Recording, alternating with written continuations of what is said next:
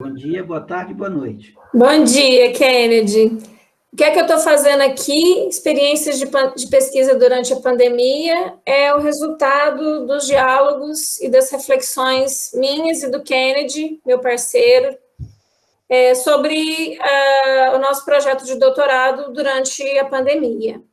A gente se conheceu em 2018, essa sou eu, esse é o Kennedy, essa é a Flávia. Ela é minha orientadora, nossa professora, e foi uma pessoa fundamental no nosso processo de formação no doutorado.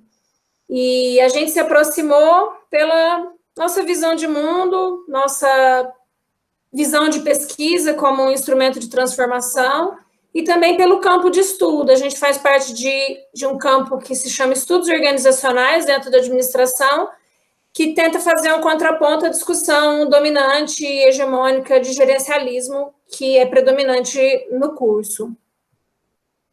E aí, em 2021, a gente conversou, em janeiro de 2021, para refletir sobre esse momento difícil que a gente passou e ainda estava passando sobre as nossas pesquisas. E aí resolvemos escrever sobre isso, e aí agora a gente vai contar um pouquinho dessa história. Pode falar aí, Kennedy. Beleza, beleza, obrigado a todos que estarão nos ouvindo, Samantha, professora Flávia, e a gente, primeira categoria nossa, as expectativas com pesquisa enganjada, né? E aí eu, como Samantha já disse, eu como cidadão amazônida, a conviver ao longo de toda a minha vida na Amazônia, que de certo modo, dentro da minha perspectiva de mundo, dentro da pesquisa, da minha área de trabalho, de certo modo, retribuir as oportunidades que esse povo, que esse território me deu durante toda a minha vida. Então, minha pesquisa sempre foi nesse sentido, desde o início do processo seletivo no programa de doutorado da UFLA, em administração, de certo modo, retribuir o que a Amazônia e o que os amazônidas me deram e me formaram como cidadão. E o meu caso foi um pouco diferente nesse sentido, porque Kennedy continuou com o projeto dele, sempre com a temática da Amazônia, mas eu já entrei com um projeto sobre as cartucheiras do sul de Minas, troquei para estudar o movimento de resistência contra a mineração aqui no sul de Minas, por dificuldades de entrada no campo, troquei novamente para as mulheres congadeiras do sul de Minas, e eu já tinha feito, inclusive, uma entrada no campo. Mas, de alguma forma, o que fazia sentido para mim, minha expectativa era sempre numa pesquisa que fizesse sentido para mim e para quem é pesquisado também. Essas mudanças nas minhas pesquisas mostram que as mudanças na trajetória não são exclusivas da pandemia, elas acontecem independente desse contexto. Mas a pandemia faz com que a gente tenha que abrir mão de aspectos que são fundamentais para a gente. Então, há uma sensação de frustração e perda de sentido. Eu tive que abrir mão de uma pesquisa que já estava qualificada e que eu já tinha feito entrada no campo, inclusive, já tinha visitado, ido na casa delas, mas, de repente, nada fazia sentido para mim. As pessoas estavam morrendo e eu não me sentia muita culpa por ter como preocupação um projeto de tese. Conta isso, Kennedy. E essa culpa, também me acompanhava. E um motivo de frustração minha, como falei anteriormente na categoria de pesquisa engajada, era perder um pouco do sentido, porque eu não teria mais acesso às Amazônias devido a cumprir o isolamento social e distanciamento.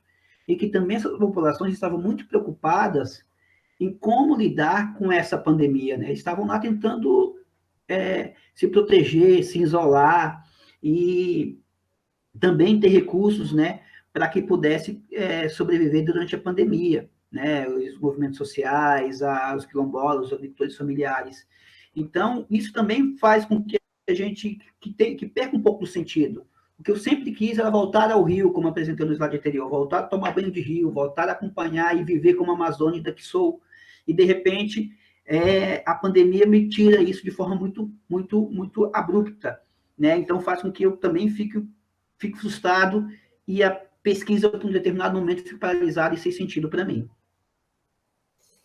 E a solidão, acho que foi o que pegou muito também, a gente lê muito no doutorado, então eu continuei lendo, mas eu não consegui escrever nada, As leituras, elas me traziam muitas ideias, mas a solidão não era só do contato físico, né? Eu não queria incomodar ninguém, não conversava com ninguém durante o isolamento, acho que por quase um ano, e eu sentia também uma solidão do pensamento, né? Da impotência de não conseguir compartilhar as minhas ideias. Isso era sufocante para mim. No caso também, como vocês perceberam na primeira foto, a gente gosta de conversar, de tomar uma cervejinha.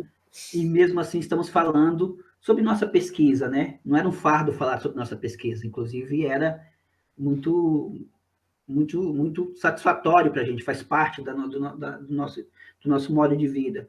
E, de repente, com esse isolamento social, a gente fica paralisado pelo que está acontecendo e também nos perdemos no sentido assim, de não poder mais partilhar das ideias, de não poder estar tão próximo das experiências de conversar em sala de aula, as experiências de conversar no RU da UFLA, que a gente também tinha esses momentos quando estava lá na universidade, e também de conviver, né? E aí, como falo de uma experiência que teve uma reunião do grupo de pesquisa no meio de 2020, aquilo ali para mim também foi energizador, de ouvir das outras pessoas o que elas estavam passando, de conversar com outros colegas também e de me sentir menos só.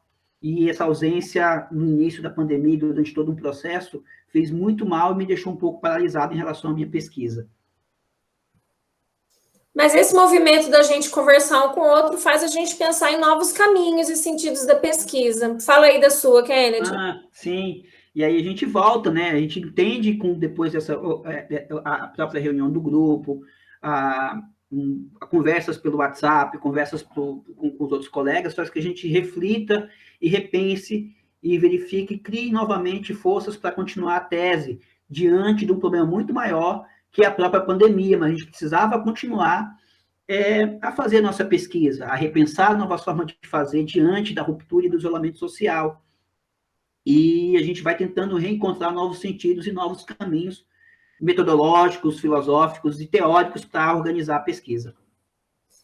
Eu precisei de uma ajuda profissional, mas também tive muito apoio da minha orientadora e do meu companheiro, que também é pesquisador, né? E toda essa rede de apoio, né, me fez reconhecer que era possível fazer uma pesquisa digna, né, e retomar o sentido dessa pesquisa, mesmo diante de uma realidade tão dura.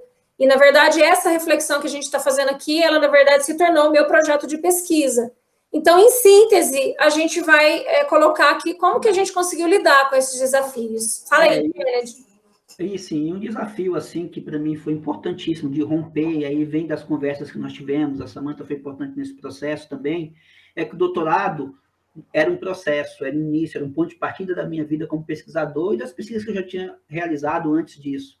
E eu, até então, via ele como um processo, um fim, né? E entender que ele é apenas um processo, uma experiência de pesquisa que eu faço por 4 anos, com uma atenção maior, mas não é o fim, em que eu posso me aproximar, em que eu posso realizar novas pesquisas e novos trabalhos que foram interrompidas por esse processo de pandemia, que eu posso realizar durante a minha vida como pesquisador. E também entender que a escrita reflexiva, escrever livremente, sair um pouco da estrutura da academia e de refletir, de soltar os meus sentimentos para fora, e nesse momento a Samantha foi muito importante nesse processo, que eu teve um tempo que eu fiquei paralisado, que aí voltando às outras categorias, de perder o sentido um pouco da pesquisa, dela falar para mim para eu escrever livremente, que me ajudar a pensar. E isso fez com que eu pensasse nesse processo de aprendizagem, de escrever mesmo ali, fez com que eu desenvolvesse e encontrasse sentido para minha nova pesquisa, entendesse que o processo de doutorado era uma experiência onde ela ia me dar um novo processo de pesquisa adiante dentro da minha vida acadêmica. E essa rede de amizade e de apoio, ela é fundamental, né? Assim, não se sentir só. Quando eu compartilho com o Kennedy, percebo que ele está passando pelo mesmo processo, só o compartilhar de ideias já faz a gente arejar e achar possibilidades para novos caminhos. E todo esse movimento também fez a gente reconhecer a nossa condição humana e não heróica de pesquisador. O caminho de pesquisa, ele é feito mesmo de rever os caminhos, né? A frustração faz parte. Quando a gente incorpora essa frustração e esses novos caminhos no processo, a gente entende esse doutorado como uma experiência e não não um fim em si mesmo. Aí estão os nossos contatos, né? Samantha, Kennedy, professora Flávia, né? Samantha e professora Flávia. E é isso, gente. Prazer compartilhar nossa experiência com vocês. Obrigada a todos e não fiquem sós.